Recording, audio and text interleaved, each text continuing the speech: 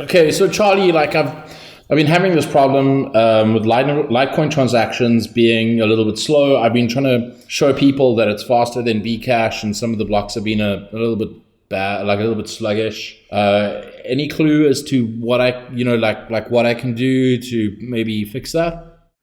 Well, the Litecoin network's running fine right now. So maybe send an email to Litecoin support at litecoin.com or .org. I don't know. Are you telling me? Are you telling me, the CEO of the Monero Enterprise Alliance, the creator of ROFL Coin, the inventor of many white papers, are you telling me to email Litecoin support? Do you know who I am? Do you know who I am? You forgot the fluffer of ponies. Do you know who I am? No? Who are you? Don't worry, I don't know who I am either. Let's start the show. Magical crypto. The best thing to do is simply to hodl. What's a young pony to do in a sea of shady ICOs? Alliance courage can light up even the darkness of shadows. Unlike the corporate suits, the whale panda is wise. A chicken dreams about the moon while soaring in the skies. As Bitcoin sees new all-time highs. Magical crypto. All around me I see big blockheads. Magical crypto. The best thing to do is simply to hodl. We'll always buy the dip, and we'll always be the best of the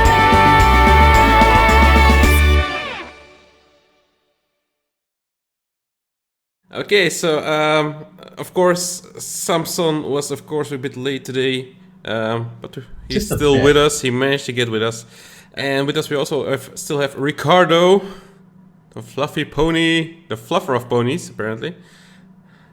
Charlie Lee, someone who is working with TokenPay, and me, Whale Panda. So onto the first topic actually. So the Litecoin Foundation invested in a German bank. It's a bank, WEG Bank. In Germany, they bought 10% of the shares, as I believe. So, Charlie, can you tell us more about it? What's the goal of it? Why would you buy a bank? Are you a banker now? Do you feel a banker? Do you feel different? He is. He's a banker. Yeah, my goal in life is to become a banker. Succeeded. We're just trying different things. I think people like crypto companies have a hard time getting access to the fiat rails. So we figured that we could try to acquire a stake in a bank, have some say, and try to get a bank to support cryptocurrencies and see where we can go from there, kind of attacking it from that side. Okay, I'm just very, very distracted by Ricardo at the moment. What were you saying? Something about banks? I don't...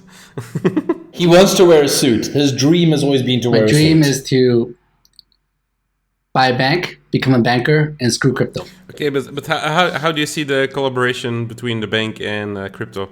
Like you offer some special services that, or I don't know how you see it exactly.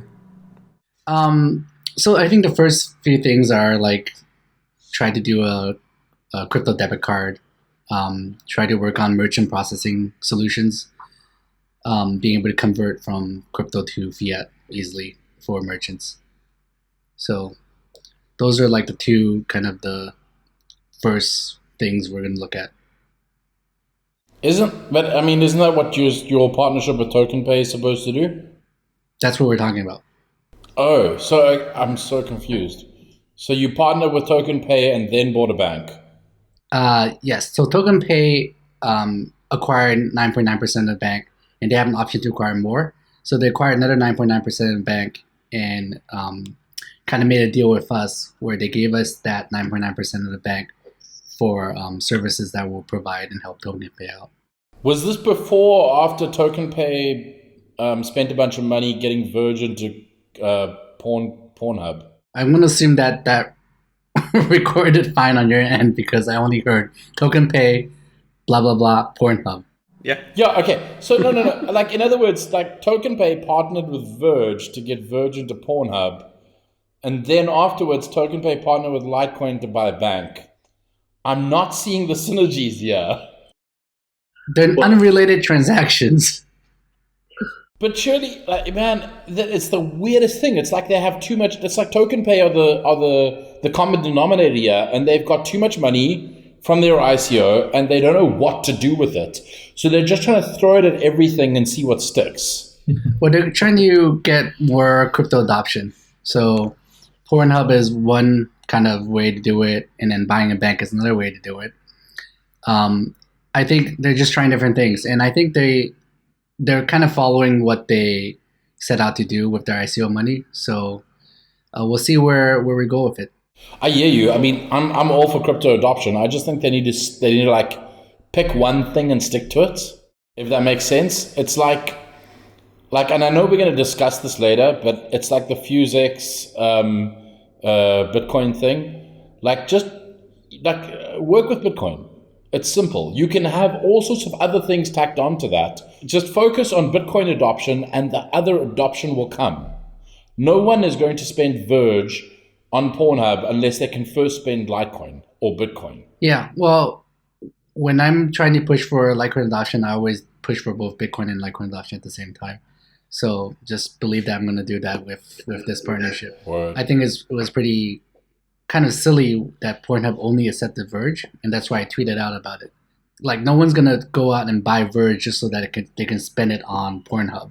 But I think I think Pornhub is kind of, they're going to start accepting everything eventually anyways. So this was just like a PR play. Well, I mean, they went from that to accepting Tron and something else. So, they're really going after the big fish. Yeah, I heard that Tron paid him a lot of money too. So they're pretty smart. I mean, they're getting paid millions to click a checkbox that says also accept Tron on their payment processor. Right? Well, it actually makes sense. I mean, how does Pornhub even still make money? Who pays for porn? So they don't. No one's paying for porn anymore. So that they now need to find an alternative way to fund or to make money, and that's just accepting some tokens and coins and make them pay for it. Yeah, but I know Fluffy Pony pays for porn, so you should ask him. So, guys, the type of stuff I pay for is not available on Pornhub. I'd like to point that out. He does it to support the actors and actresses sometimes. We are gender non-specific here at Magical Crypto Friends.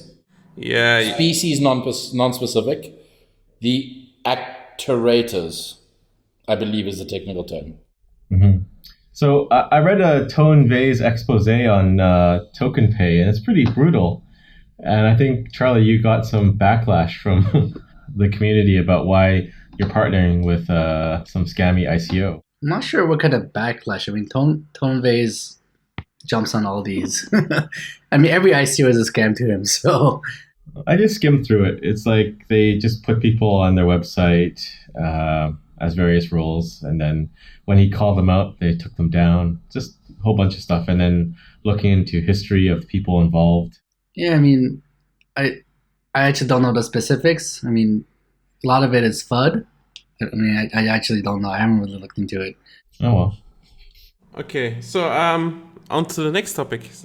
Before we go into the next topic, I just want to say that it's not like, I mean, this probably sounded like a Bash Litecoin TokenPay partnership thing, and that wasn't the intention.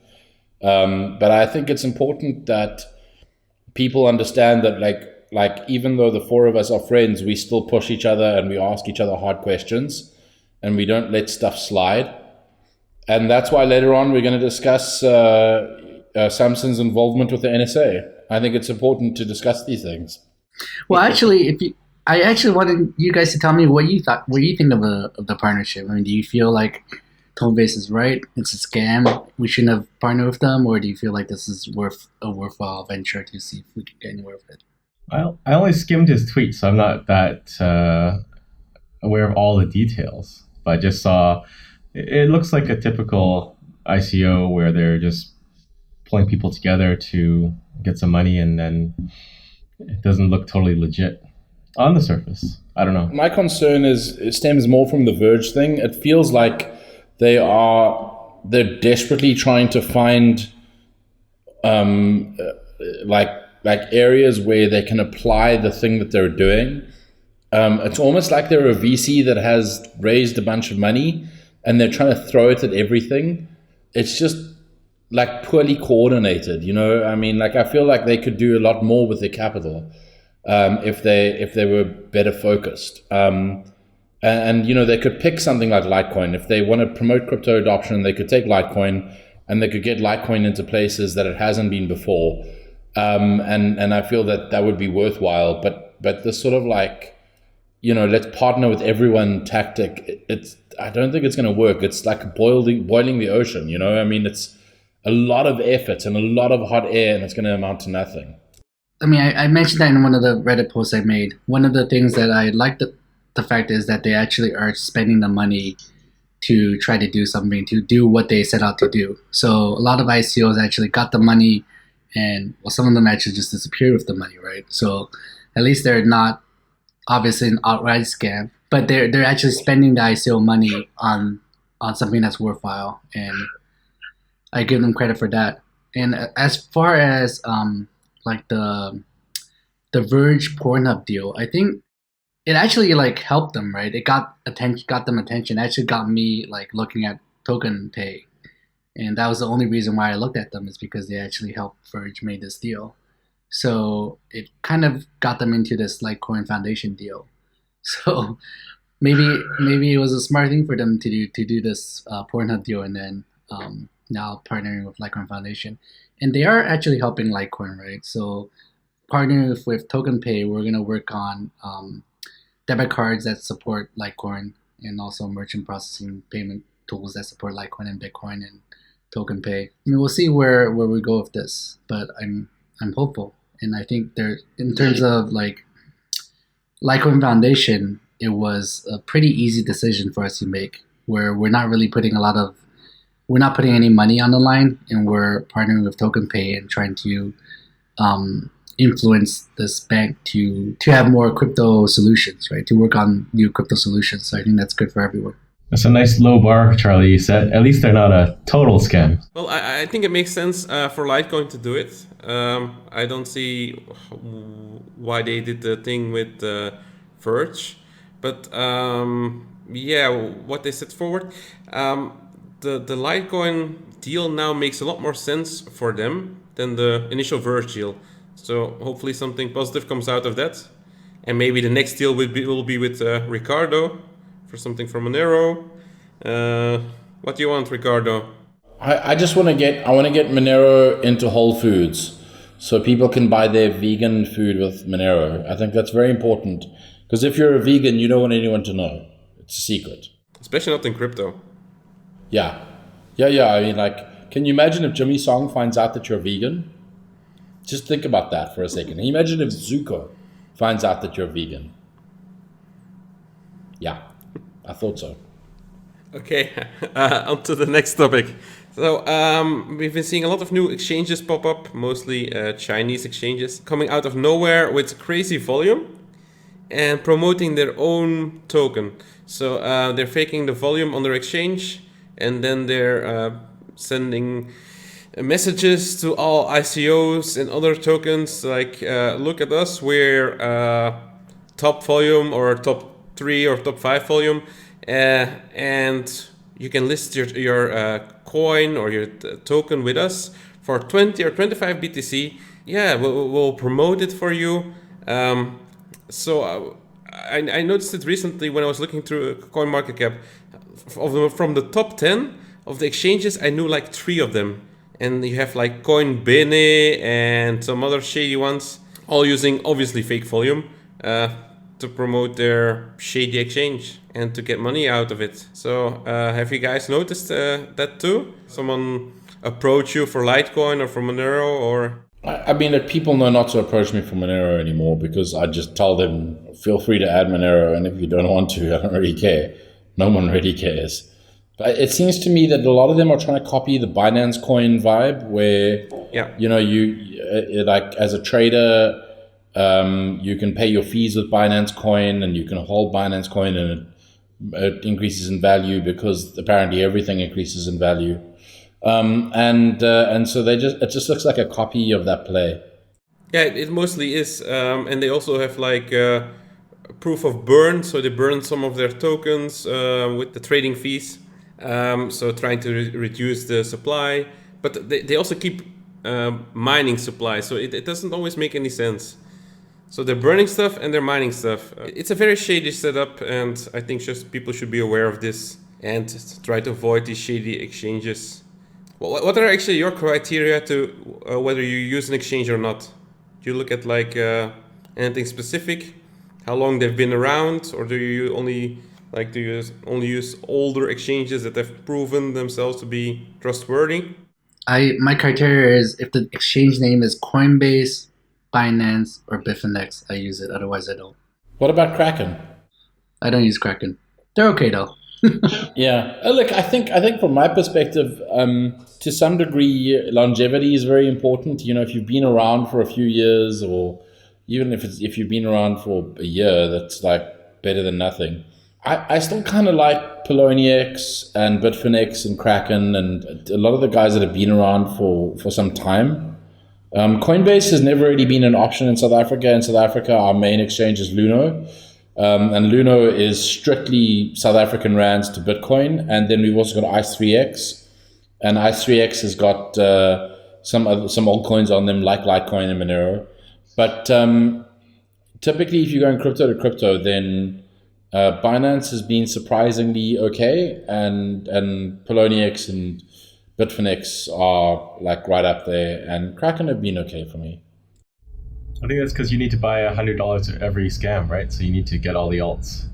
Gotta get the alts, you know, and like you can't buy Ripple everywhere because it's Ripple, for example, you can't buy in Coinbase.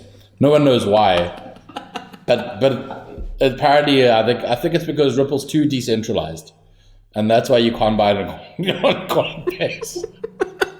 You couldn't even say it with a straight face. I tried really hard to say it with a straight face. To be clear, you're talking about Ripple and not XRP, right? Because they're totally different. They're totally different. I'm doing XRP the standard, guys. XRP the standard. Okay, why did you guys bring up Ripple again? You know that all the comments on YouTube are gonna be about Ripple. Come on. Yeah, they have a huge army. Anytime I see it mentioned on Twitter, they just flood in, and they're all like sock puppet accounts. If you say anything bad about Ripple on Twitter, they will just point you to Tiffany Hayden and be like, "Tiffany, save us from the bad people." Every Coinbase tweet has thousands of reply from Ripple fans or bots, or I don't know what's going on, but there's like, it's crazy how many Ripple fans there are. It's hilarious. There's probably more Ripple fans than there are like cryptocurrency users. Sorry, I meant XRP fans. Sorry, XRP X Rapid. Okay, so I personally for BTC to fiat, I usually use Bitstamp. In Europe, that's like the obvious one. Why not Kraken? I mean, Kraken's been pretty good in Kraken Europe as well. too, but you know, the last year their exchange was not really that performing that well. Let's put it like that. So I've been using Bitstamp for a very long time, and they're nice. They're like Bitcoiners, so they're really Bitcoiners. They get it. And for altcoins, mostly Poloniex and Bittrex still. And sometimes Bitfinex, but yeah. Hey, and what about Bittrex? We haven't spoken. Bittrex has been pretty good as well. Bittrex has been like the scam coin standard for many years. Well, I'm trying to launch Liquid, and we have the cryptocurrency data feed, so I love all of the exchanges. They're all great. Do you love KuCoin? What's KuCoin? Oh. See? You don't love all the exchanges if you don't love KuCoin. No, I love it. I just don't know which exchange it is. You can even buy KuCoin shares. I mean, come on. Wow. Is that like KuCoin coin? KuCoin coin, yes, sir. KuCoin coin. I'm sure there's a Q share yeah. also. Yeah, next topic is for Samson. He wants to promote his scammy hat site. Yeah, More go hats. take a look. Reckless. It just launched 2 weeks ago. Excellion.com. Oh, come on. Yeah. Really? I believe the correct pronunciation is Excel Lion. It's like the Microsoft Excel produced a lion. You got it. Is that right, Samson, or is it Excellion? It's both. It depends how you pronounce it. Okay, so the first thing I see on their team is you, it's Mir, and it's Gabriele. So that's interesting. It's a solid team. Yeah. But actually, one thing missing, it's a hat store. Where are the hats? I mean, on the team page... We didn't have enough budget for hats for the team. It's in version 2. Nice. Also, I'd like to ask a serious question. Where's Jimmy Song? He's right here. Okay, good. I was just making sure. You mean you're right there? Yeah, I've been here all along. So that was pretty cool that Max Kieser called you a no-coiner on television. He didn't call me a no-coiner. He said you have no coin. He literally called you a no coiner. Well, that's like how you want to interpret it. But obviously that's not what he meant. I'm pretty sure that's what he meant. Okay, so wait. Okay, so Max Kaiser, it's not Kieser, I think. It's Kaiser, obviously. Okay, sorry. Yes, like Kaiser. the Rye or the Kaiser. So Max Kaiser, on his show, he mentioned Whale Panda, Fluffy Pony, Charlie Lee, and Jimmy Song as part of the Magical Crypto Friends. Let's roll the clip. So add cryptocurrency to that community, and you have the model for global growth based on anarchy and localism. And that could be, that's just the entire global crypto community. Whale Panda, Fluffy Pony, Charlie Lee, and Jimmy Song and the whole Magic Crypto Circle show. You guys should go to this town in Mexico and plant the flag of crypto. Stop squabbling and leave navel alone. Leave navel alone and do something productive with your lives. You know who I'm saying about. Well, hopefully you didn't blow out that audio there. What we see in the crypto community. There's a whole bunch of great cryptos out there. There's Monero. We mentioned Fluffy Pony. There's Litecoin. We mentioned Charlie Lee. Yeah, but instead... Whale Panda has no coin. And instead we have the... And that's when he called me a no-coiner. Or at least Samson interpreted it that way. Obviously, I'm not a no-coiner. I have a lot of Bitcoin and some Monero. So next time he should call and Whale Panda, he's just a coiner. You call Bitcoin a coin? No. I'm saying next time he should say Whale Panda, he's a coiner. Okay. Because you have lots of coins. But he has a lot of Bitcoin. How much Bitcoin do you have? How much per Bitcoin? How much Bitcoin in total? What's the total number of Bitcoin? I mean, you said you have a lot of Bitcoin. More than one. Yeah, he is definitely a whale. Wow. He is a whale and also a panda. I think he has like millions of Satoshis. Definitely. And I'm also involved with the Tulip Trust, so soon I will have 1 million Bitcoin. I'm impressed. Damn. So we have Toshi and we have Jimmy Song on this podcast. Yeah. What up? I just hide it really well. I wore the wrong hat today. I should have worn my cowboy hat. And we have a pony. Yes, exactly. So, Samson, I just checked your site and your site doesn't work. Doesn't have a shop, doesn't have other page. Only page that worked was a team page, which is they're people debugging without now. any heads. They're debugging right now. Ignore it. So by the time this goes live, it works. No, it went live already and it works. Obviously. It's been live for 2 weeks. What are you talking about? Yeah. And there haven't been any sales because the shop page doesn't work. Ever since the Bitcoin price went over $7,000, $8,000, $9,000, $10,000, the site has been live. Exactly. Ever since the Litecoin price has went over all-time high again, the site has been live. You're not supposed to go there, Charlie. I guess I shouldn't joke about that. But it's true, it happened. No, you shouldn't. Only we can joke about that. I guess. Actually, next topic, Whale Panda. Everyone's been watching this for like half an hour and they want to know, why does your t-shirt say pandas but only has one panda on it. It doesn't say pandas. It actually says pandas are complete assholes. There's two pandas. There's one on the shirt, and then he is a panda. So there's two. Got it. And they're complete assholes. Yeah. Obviously. I can actually put on more pandas if I can find stickers. Okay, no. So, you ready, Ricardo? Ricardo's taking private phone calls during our show. You're imagining it. For the next topic. So the next topic was Coinbase. Coinbase, there was a lot of talk about it last year, end of last year, when they were launching Bcash on their website. That there was some insider trading because you saw the price go up right before they announced it. And they did an internal investigation and they came to the conclusion that there was no insider trading. So any comments, guys? Charlie, was there insider trading on I'm Coinbase? supporting Coinbase today. Can you see my t-shirt? It doesn't say cannabis? No. Can you read it? No. It says Basecoin. Do you know the stablecoin? Yeah.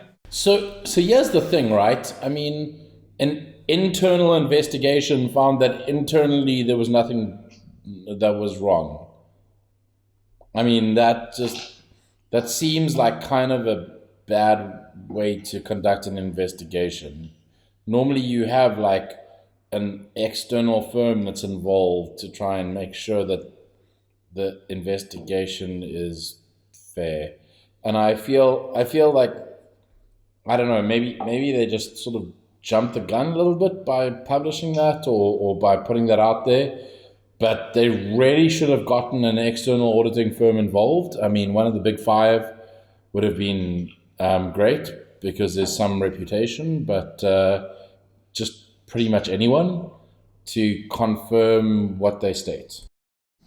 Well, I thought it was a pretty grueling investigation. They're like pulling people aside and saying, "Hey, did you do insider trading? No? Okay, next." It's like that GIF of the pat down. Have you seen that one? Oh yeah. It's like, Jimmy Song, did you insider trade? No. Okay, cool. Investigation done. I'm sure they're doing like I'm not sure. I mean, if I was working at Coinbase, I would recommend doing a third-party audit or making sure everything is fine. But they did an internal investigation and they found that there wasn't any insider trading, and it's kind of silly for them to actually publicize that because everyone just laughed about it. Couldn't see that coming at all. But I mean, was anyone really even talking about the internal insider trading thing anymore? I mean, it's been a minute. Yeah, especially in crypto, it is like six months. That's almost like 20 years in real life. There's still a lawsuit going on about that. Yeah, but I mean, like, no one even remembers what there was. The coin that they were supposed to be insider trading, it no longer exists. You know, it's like, that's how long it is. I can tell you my experience with Coinbase. Before they were gonna list Bcash, I actually talked to them about it, and they wouldn't tell me anything about whether or not they're gonna list Bitcoin Cash. And so I made a post about it saying that I don't think they would. And then I turned out to be wrong. But the thing is, from what I could tell, they were very closely guarded with this secret. I mean, they were telling people that they were going to let you withdraw right by the end of the year. And then all of a sudden they like listed it out of nowhere. So I don't think that a lot of people knew. You were pretty much as senior as it gets. I mean, you weren't junior staff there. No, I was director of engineering there, but I wasn't there anymore when they listed Bcash, right? Okay. So I'm a outsider. But they wouldn't tell me anything. Like, they kept it very closely guarded. As far as like insider, when I was there, like, I mean, I think the whole company would know that they're gonna list Bcash. So if it could have leaked, I mean, there's so much money involved, right? So if an employee knew about it, it could even be like a intern or something, or customer support, right? Knew about it. They told their friends, and then it just leaks out, right? Their friend might buy it. It might not be like they purposely try to make a lot of money from this information, but the information leaked somehow, and people found out about it. So there may not be like intentional insider trading, but the information leaked out before the announcement came. So that's why I like. So I've obviously dealt with some accusations of insider trading with the Monero Enterprise Alliance announcement, particularly because I spoke to Well Panda about it before and showed him the fake announcement video, and I was like, how funny is this? This is the thing I'm going to announce tomorrow. And I showed some of his friends, and we all had a good chuckle without realizing that people were going to act on the announcement. So having gone through that, the process of people going, did you insider trade, and did your friends insider trade, did Whale Panda insider trade, and having done a little bit of research, the problem is that the bodies that deal with insider trading, like the SEC, and obviously this is crypto, so there's no regulation, but I think we should at least try and hold ourselves to the same standard. And the bodies that investigate insider trading don't care if you told somebody the information on purpose so that they could go buy funds, or go buy shares, stock, crypto, whatever, or if you told them by accident and you were like, hey, Coinbase is adding Waffle Coin. The fact that they made profit off that insider knowledge is the only thing that matters. The fact that the insider knowledge came from you is the only thing that matters. And so the laws and regulation around this, and this isn't just the US, it is across the planet. Any country that is relatively first world and has a functioning stock exchange will have similar laws. They're very strict on what you say, who you say it to, and what those people do with the information. Nobody takes the information and trades themselves unless they're extremely stupid. But it's who they speak to and what those people do with information. So it's one of the reasons why I chuckle at this like insider trading investigation, because there's only so much reach that Coinbase could have had within their organization. They're not going to reach outside the organization and be like, can I put your mother on a polygraph to find out if she bought whatever, Bitcoin Cash? So I feel like it's largely ineffectual, and that we need to hold ourselves to a higher standard if we're going to at least try and self-regulate. Yeah, but the thing is, like, now that they have this like potential insider trading situation going on, now they like pre-announced that they're thinking about potentially adding a coin. That was awesome. You saw how those coins pumped when they said we might list these coins, and then Kraken did an awesome troll, which was they linked to CoinMarketCap and said, yeah, we're also thinking about listing these coins on this website. All 1,600 of them. Yes. Is that better now? Because now you can't prevent this information from leaking, right? They have internal policy that the employees are not allowed to tell others about it, but you can't like really protect this information. So now they have to say we're thinking about listing these 5 potential coins. I feel like this is a solved problem. I mean, we've had stock markets with companies that have had big partnerships and big deals for what, like 40, 50 years? I mean, this is not a new thing. And companies know how to release information. It's kind of new because previously, like, listing a stock doesn't make that stock like go up like 20%. No, I agree. Sorry, what I mean is... We're talking about... That's the whole thing about IPO. You list it and it goes up. IPO is the first time when you're listed anywhere. But another stock exchange listing a stock doesn't really do much to that stock, right? So it's kind of a new thing, right? Before, like, people didn't realize Coinbase listing a coin could really help the volume, like help the price go up that much. So that's why it was never considered a huge insider trading information, right? It's not like Coinbase is having a huge partnership with Walmart or something like that. That information they're keeping like private, right? They're just listing a coin, and to list a coin, you actually have to do the work, right? So the employees have to know that you're actually going to list a coin. You can't just do it. It can't just be like 1 or 2 people in the company that knows. Yeah, but these problems are not new problems. They're solvable. Like in the game industry, we have the same thing. Like I think when we're doing like when we did Avatar, I think that was like a Ubisoft game. Like they had like a totally separate addition to the studio, and everything was like firewalled. And totally separate entry passes and everything, and nothing leaks. I mean, it's totally doable. It's But it's a separate product, right? If you're listing a coin on Coinbase and GDAX, then you have to touch everything Coinbase does. So everyone has to work on it.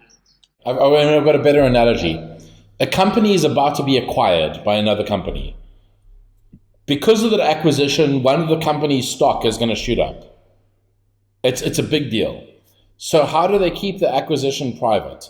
Or even better, Twitter released their user figures a little while ago, and because of the user figures release, the stock shot down. How does Twitter prevent people within the Twitter organization from shorting the stock? Because the people within the organization know that the numbers are down. In fact, an ordinary support person can check like the support queries coming in and know that there's less support queries coming in than normal. And so therefore the figures must be down.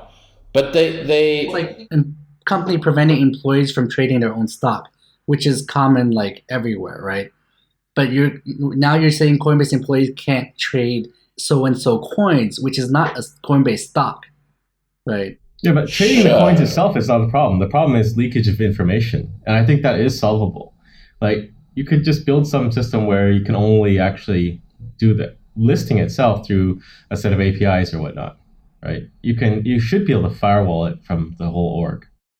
But even beyond that, I mean, maybe that as an organization, in order to hold themselves to some standard that we think is universally reasonable, they need to be like, well, as a Coinbase employee, you can't trade a coin 2 months before its listing and 2 months after it lists.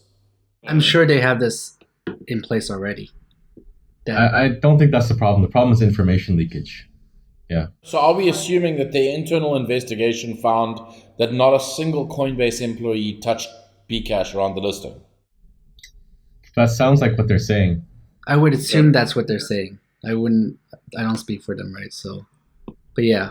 I mean, I think it's a hard problem. I don't think it's that easy. I know it's a hard problem. I just feel like it's a solved problem already. I think it's solved for companies' own stocks, right? But for coins that's not representing companies like shares, it's much harder to enforce, to kind of control. I think it's doable. You just need the right tools. I mean, okay, so I had, when I was in New York for Consensus, I had dinner with myself and my business partner Naveen and Lee Kewen from CoinDesk, and we were discussing stuff. It wasn't a dinner together to publish an article. We were discussing just like general trading of information, like interesting things about the crypto industry and so on. And she would not let us pay for her dinner. She wouldn't let us even pay for a drink that she had before dinner, because she held herself to a very high ethical standard. So maybe if you're working for an exchange, maybe the ethical standard you need to hold yourself to is the same. That as a reporter, that you need to be like so above board that you do not tell anyone anything, that there's no leakage of information, that you yourself are just held above that level, and you don't accept, you don't go out for supper with anyone who can trade on the information. You don't, or unless you're paying for yourself, you don't do any of that, and you should be paid a sufficient salary so that you don't feel encumbered. I don't think that's the solution, because you can't have like an org of 100 or plus people and have everyone at that standard. So it's just firewalling information. Well, I mean, okay, so like the New York Stock Exchange, do the employees of the New York Stock Exchange see information before other people do? I don't know, but probably some of them, but not everybody.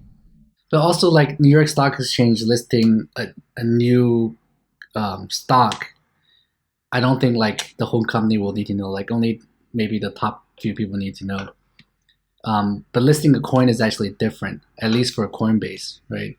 If you're listing like Ripple, for example, it's never gonna happen. It's never gonna happen. For example, impossible. Yeah, impossible because it's not a coin.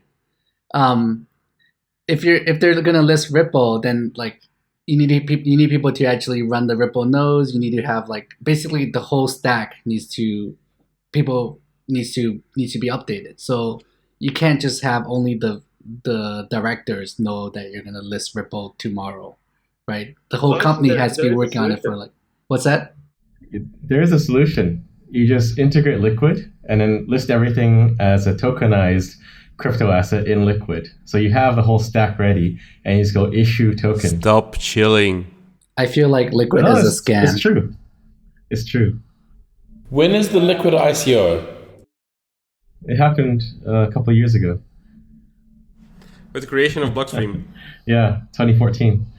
I was talking last year with some of the C-level guys from Poloniex, and they had actually no issues with leakage because it was Tristan all by himself who set up the nodes, who did everything, and at most of the time, because there was a lot of rumors about it that like they picked out very strange hours, but it's because Tristan worked in the middle of the night. So the other C-level execs would know like a couple of hours before that he would list something, and that's it. So like 3 or 4 people would know and a couple of hours before, and Tristan himself did all the work. Of course, in an exchange like Coinbase, I can imagine it's a bit more tricky than Poloniex. But I just thought it was interesting. I have crazy amounts of respect for Tristan. I've had to, like, there have been Monero node issues and I've had to deal with him directly.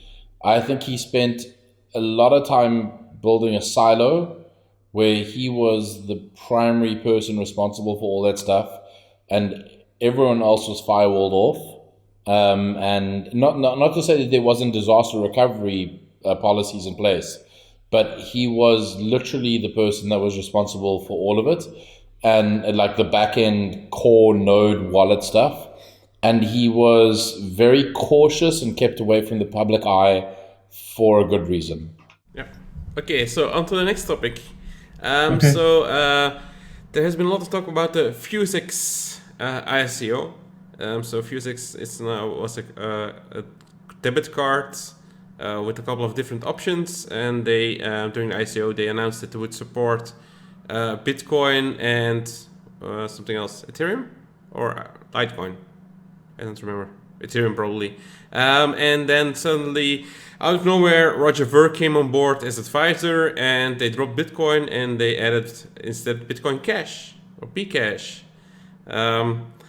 And I've heard that we have an investor from the FuseX ICO here with us.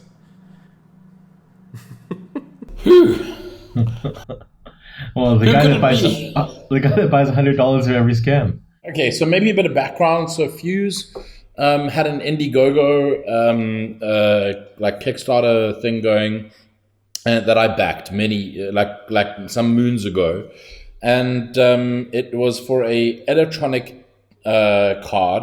So it's a little electronic card. It's got 2 contact points on, and you put it into a charger, and it charges. It's got a little e-ink display and some buttons, and they give you like a little reader that like a magnetic stripe reader, and you can take all your existing credit cards, swipe them through this reader onto your phone, and it loads them then onto the card. So now you have a card, it's a single card that you can then take and use like all over the place. You can be like, well, I want to pay with my credit card. Switch. Okay, cool. Swipe the credit card. I want to pay with my, check card. Swipe the check card.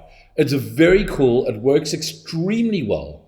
It doesn't work so well in South Africa because we have EMV chips in our cards, and so unfortunately because of that it becomes a little bit problematic because you go to a vendor, you swipe the card, and then it says please insert card. They see the 2 charging points on the card, they insert it, it doesn't obviously work, and then they actually have to pull it out and insert it 3 times before there's an EMV chip failure. Or the Dude, card nobody reader cares registers about that. cards in South Africa. There's a reason I'm telling you this, because the Indiegogo, the thing I backed was a digital card with an EMV chip. It didn't have an EMV chip when it got delivered, and that was fine because it was like V1 and no one really cared, and we were like, well, the EMV chip version's going to come later. And the EMV chip version kind of like almost materialized, but never really materialized. But still, like if anyone's going to do it, I have backed every single electronic card provider that has ever existed, from Plastic to Swipe to all of the guys that have existed. None of them have delivered except for Fuse. So I was really excited when Fuse launched their ICO, not for the ICO, but because they were like, hey, we're now going to do Fuse, but we're going to call it Fuzex, and we're going to add an EMV chip, and we're also going to add crypto. And I'm like, cool, this is like the perfect thing. Plus they have a working product. I have 3 of their cards. I keep one of their cards as a backup when I'm traveling. It's fantastic. And this is just awesome all around. And everything was going swimmingly until recently, when yesterday, the day before, whenever it was, when they announced that they're dropping support for Bitcoin and support for in favor of Bitcoin Cash. That was 2 weeks ago, by the way. That was 2 weeks ago. So several weeks ago they did this. And the thing is, I don't fundamentally have a problem with them supporting Bitcoin Cash. We support Bitcoin Cash with Globy. No problem. You want to support Bitcoin Cash? Not an issue. But just to drop support for Bitcoin in favor of Bitcoin Cash is completely a suicidal decision. So now I have a bunch of ICO tokens. I'm a backer of their original Kickstarter Indiegogo vibe. And like, I'm thinking to myself, why? You know, I mean, like, I've lost all faith in this project, because not only do they do they fail to deliver the EMV chip, but I understand it's complicated, and there's a whole bunch of like really weird stuff around that. But now they do this like completely insane move to drop support for Bitcoin. And as Charlie mentioned earlier, like, you know, whatever, support your scam coin. Support your local scam coin and take it to the shops and be like, I support Scamcoin X, but don't go and like support Scamcoin X in favor of Bitcoin, because if Bitcoin fails, your scam coin is going to fail. Simple as that. None of the scam coins think that way. That's the problem. But I think a bigger concern is who is running this company, and if they have all your data, like what scammy things will they do with your data? Like if they're willing to partner with these guys that are fraudsters, scammers, swindlers, whatever, then are they going to sell your data? Yeah, I mean, like, I don't know what their structure is like. I don't know what their relationship with Bitcoin.com is like or whatever. But I mean, the fact that they, like the only way that you go down this road and replace Bitcoin with Bitcoin Cash is if there's been some sort of payout to warrant that.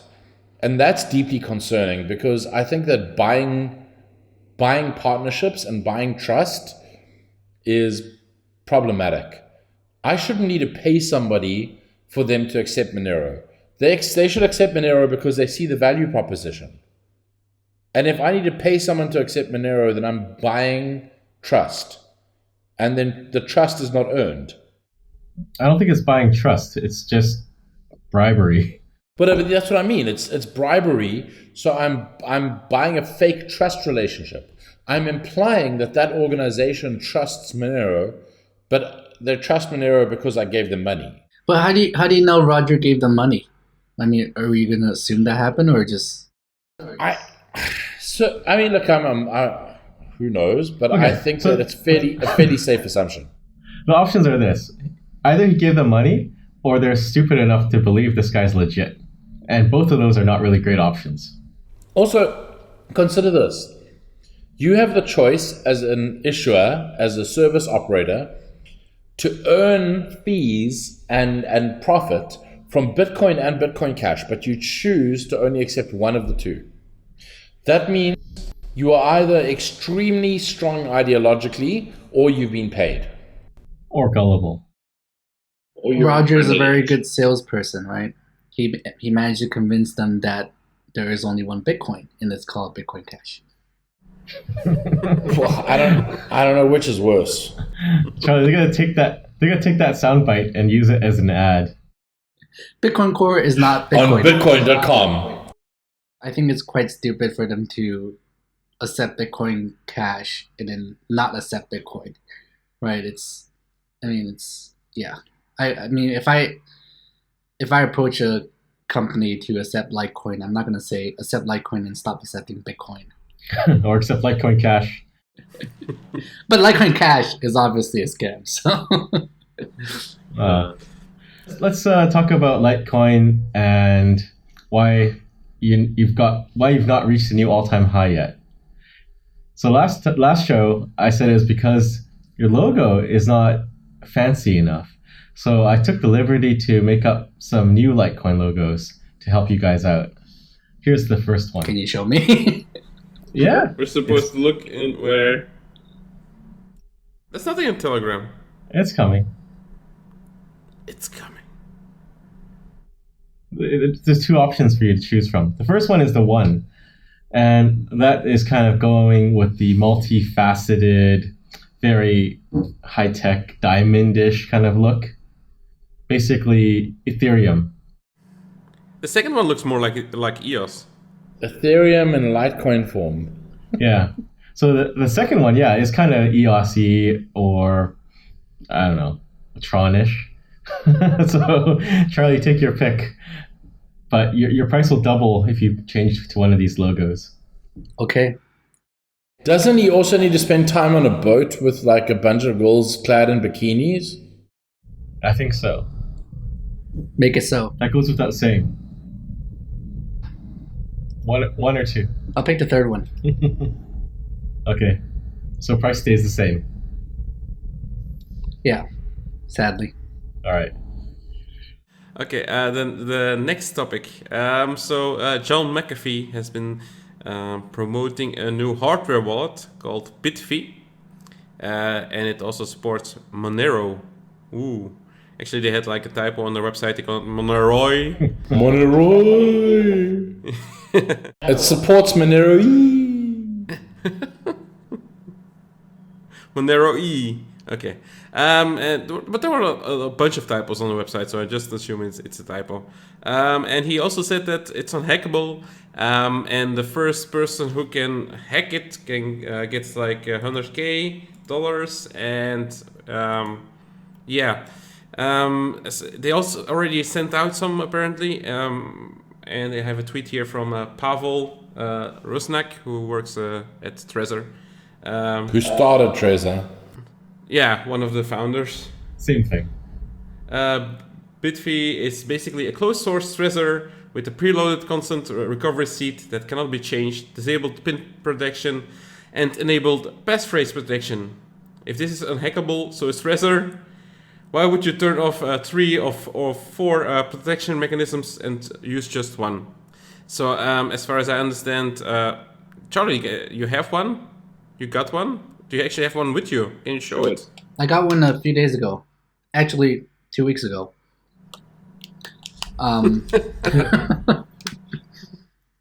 Looks like this. You can see my fingerprints. It's like a phone. What's that? It's a just phone. an Android phone. It's like an entire phone. It's an Android phone. It's an Android device, right? That communicates with your computer. It's an Android device that's obviously unhackable because Android's never been hacked. Okay, can you show now how much Litecoin and Bitcoin you own? He has no Litecoin. He sold it at all-time high. Doesn't show on this device.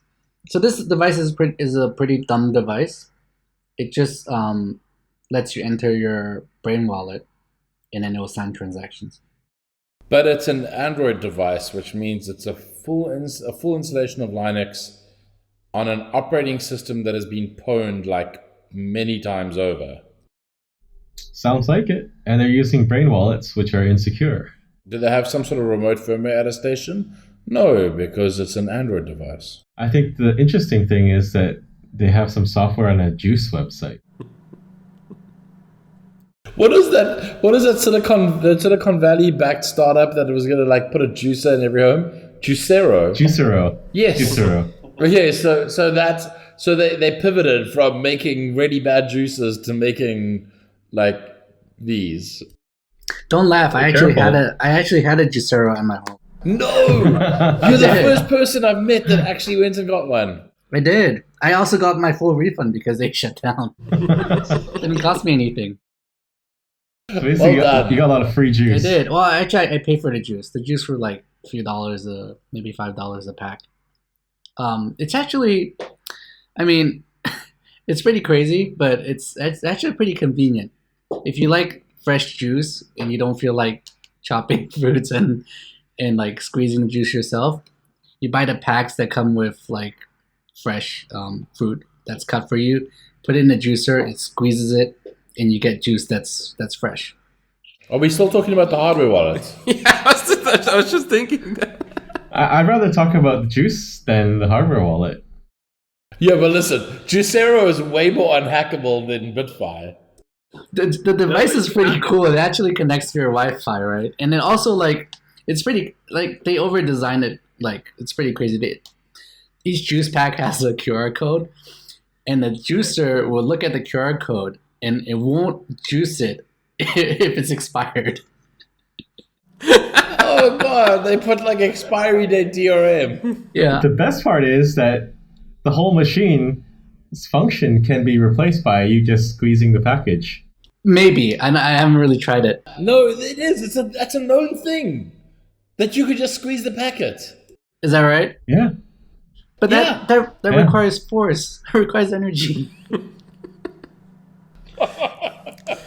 Okay, so can we go back to Bitfi? It's a pretty bad business model because you're forced to like buy the packs from them. It's like a two-part tariff thing, so it's That's pretty like silly. a great business model. I think they thought they were going to be like the razor blades of the juicing industry, and it didn't really work out. They were close. Yeah, I got it at a discount, so So Let's come to the yeah. conclusion that you shouldn't trust hardware wallets that have no decent reputation yet, that haven't been proven.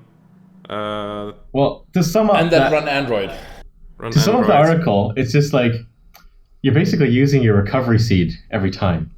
So just you're giving up the hardware part, like having that hardware security almost, and you're just using the security seed. So people can just hack you or try to hack you without having your device. So it's kind of stupid, just like Juicero. Yeah, but their theory is that you're entering the seed on the hardware device, so therefore it's off. It's a second factor because it's off the computer, right? This is dumb. This sounds dumb even saying it. Why? So I could enter it on my device. the real problem I have with it is that every transaction you have to type in your brain wallet, right? So even if you have a really, really secure brain wallet and passphrase, you have to type that in every time on this little keyboard. So it's really annoying. It takes forever. So that incentivizes people to have a really simple brain wallet to make it convenient to send transactions. And that would then defeat the whole purpose of this thing, right? If you have a simple brain wallet. So I kind of think it's... Can you actually give us an example of a simple brain wallet? Any example will do. Any Just example, of- yeah. That's just out of the top of your head. quick brown fox jumped over or whatever. I mean, just a standard phrase, right? Over the lazy dog. Did I just tell you my brain wallet? Uh-oh. So the moral of the story is if you want to buy a Bitfi, we have a Juicero for you as well. Actually, I sent my Juicero back to them to get a full refund, so I don't have it anymore. Sadly. I have to squeeze my own packs now. Horrible. I don't know Okay, how you so First world one more problem. thing Samson want to talk about is the Blockstream getting Bitcoin.org. Yeah. It's Are happening. you? Are you getting it? No. But there's some article saying that Adam Back is trying to get it for Blockstream. Actually, the answer is they actually got it last week. Or we had it all along. Do you want to tell us about your NSA handler? I don't know. It's common knowledge, isn't it? I mean, yeah, a Blockstream is NSA coin. Yeah. But Bitcoin was created by the NSA, so why wouldn't they be involved? Yeah, it makes sense. And we all have handlers. I mean, you guys have handlers, right? Mine is just pretending to be a cat. We handle each other very well. Mine happens to be a dog that tries to like lie down in the Firefox logo. Well, jokes aside, so what's the deal with this handler thing? Like, how did this get blown out of proportion? Also, how do we get paid? Well, it's how everything gets blown out of proportion. It's RPTC. Did you have? Is this guy like a friend or? No, he's a PR guy. He's a contractor. Got it. And That's it. he followed you around and he helped you. Well, he went to a conference with me. He follows you around and he watches your back and protects you if something goes wrong. Exactly. Hey, so actually, I was Charlie's handler at Consensus. You were.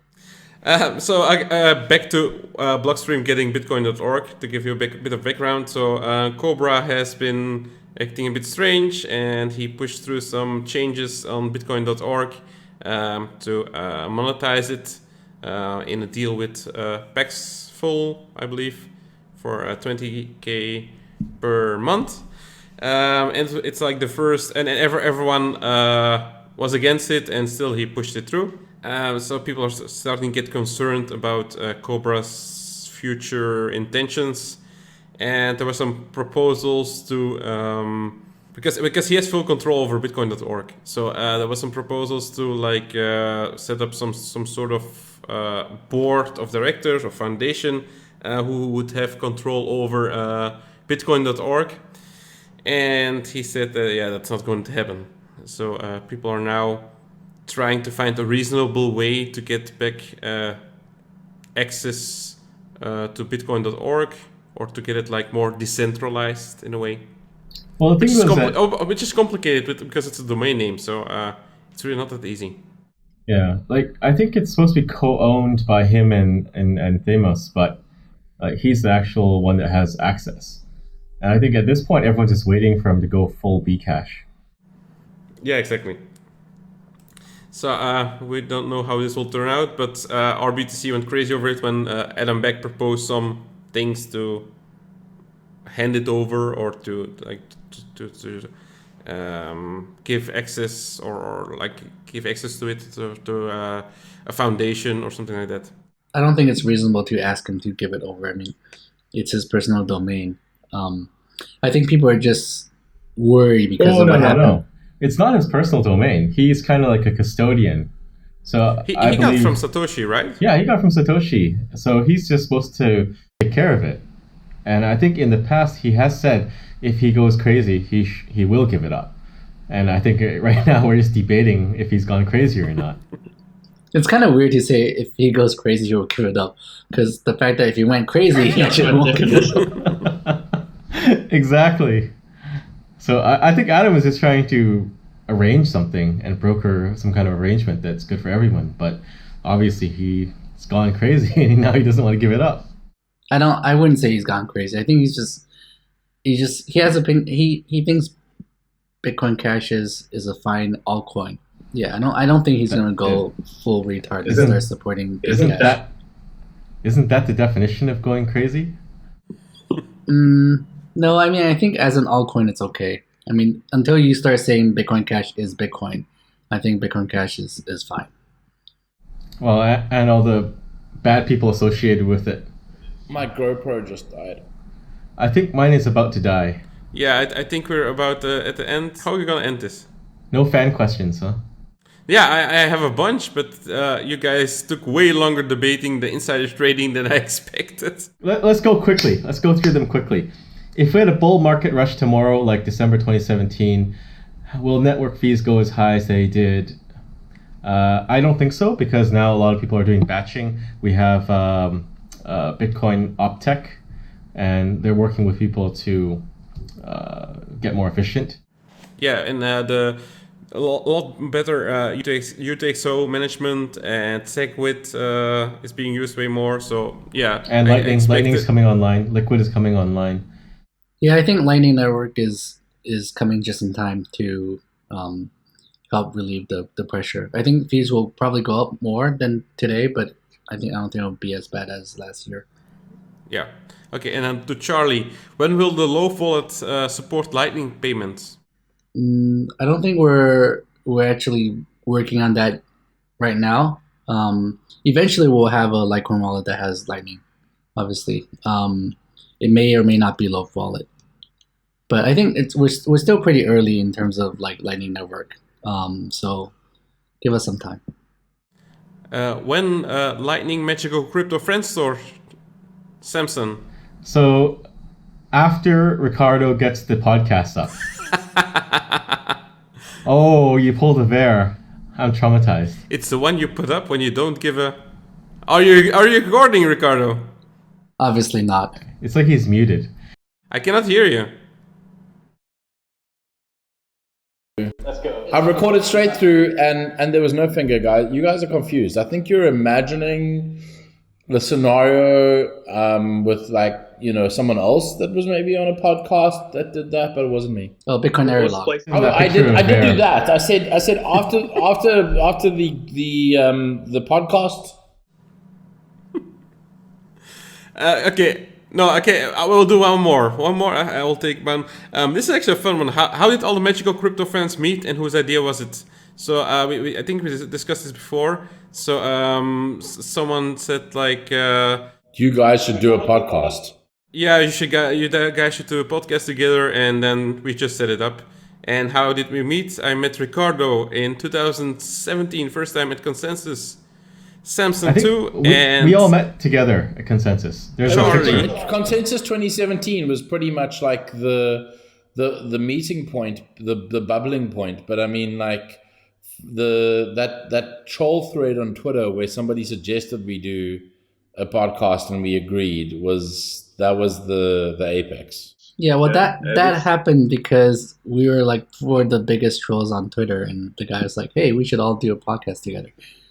I know Charlie from way back. How do you guys know Charlie? I only met him this year. I've known Jimmy Song for many years. No, I actually met Charlie only this year at Consensus for the first time. Correct. And I met Samson one more time in Hong Kong last year, and then this year at Consensus. And Ricardo and I partied in Mexico. We partied in Mexico. The first time I met Ricardo was at Coinbase when he came to present Monero, and I trolled him a few times. Yeah, you ask the hardest questions. You should ask easier questions to people that are trying to like get their scam coin listed on Coinbase. I mean, what if Ripple was there? They wouldn't be able to answer those questions. Apparently, you didn't answer them well enough. Otherwise, you would be on Coinbase right now. I know. It's true. Otherwise, we'd be on Coinbase, and so would Ripple. XRP, you mean? XRP the standard. Just ask Tiffany; she'll tell you all about it. Just have some breakfast with her. We gotta do one more question. Bitmain's so-called commitment to transparency. Yeah, so they released like a public statement that they want to be transparent. So they said they don't do any secret mining. They don't do any what else was it?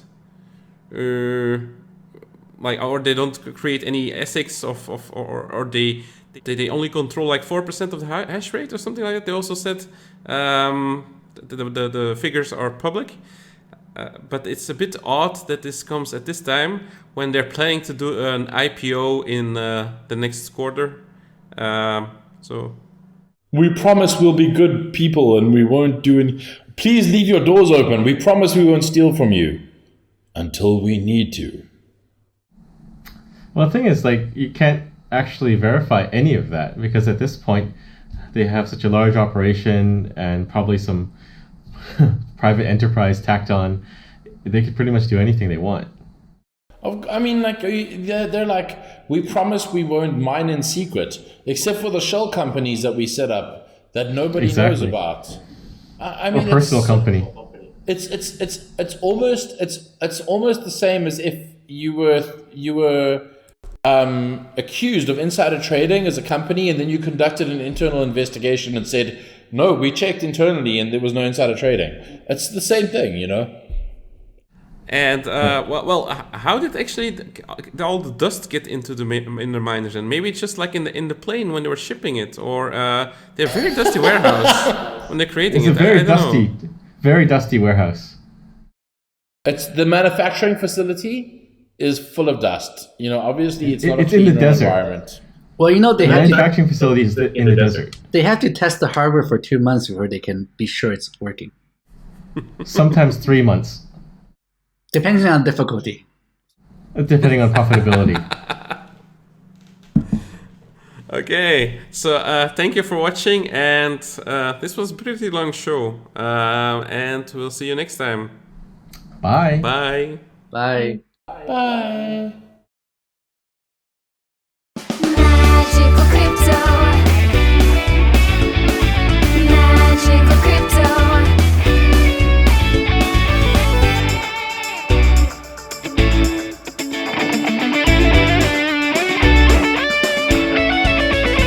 Magical crypto will always be the best of friends.